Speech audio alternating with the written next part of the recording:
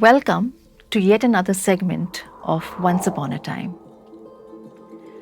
Today I shall be narrating a story that I have read elsewhere.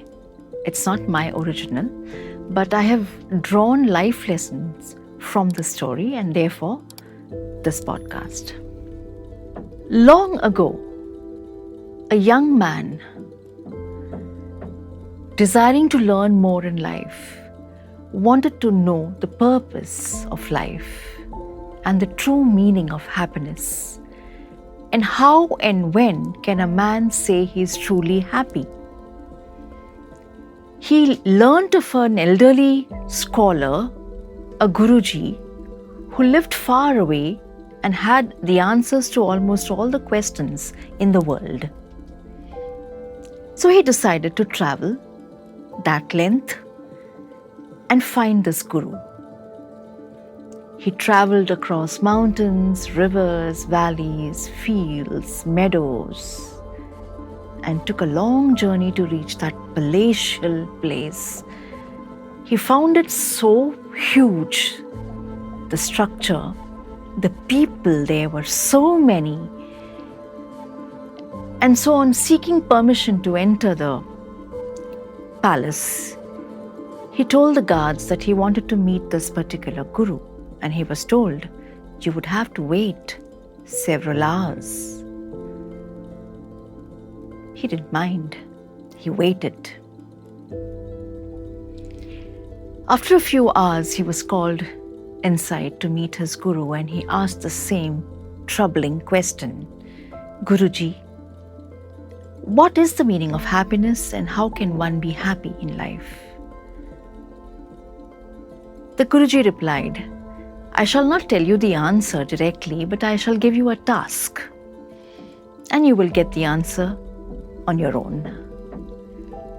Come to me tomorrow morning and I shall give you the task. And the next day, the young man goes with a heart full of hope, strength, courage, and the Guruji gives him a spoon filled with oil, and he tells him, do a tour of this entire campus, go around my palace, and come back when you've finished.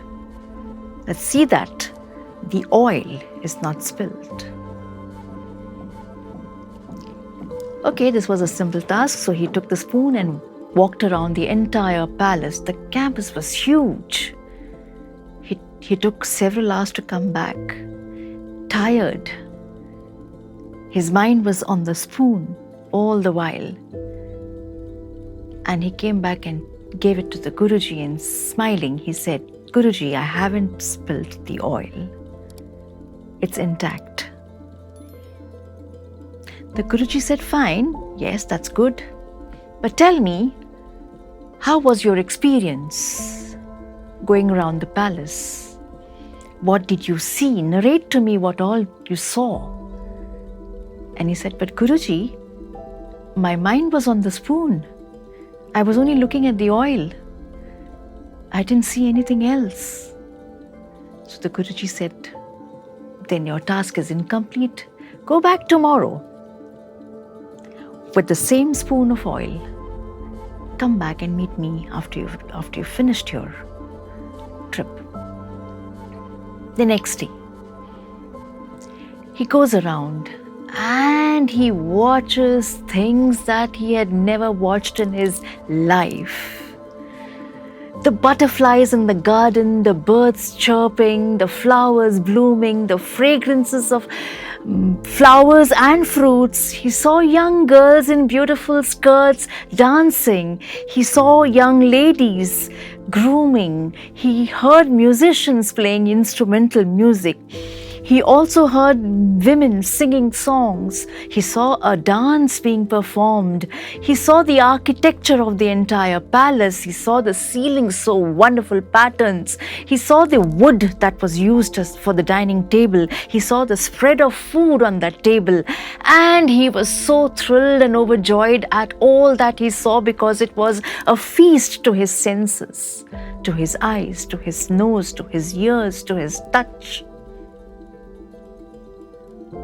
And he finished the entire round, and he came back to his Guruji and asked him, Guruji, could you tell me the answer now? At least I've finished the entire round, and I'll tell you what all I saw. And he narrated the entire experience with so much of joy.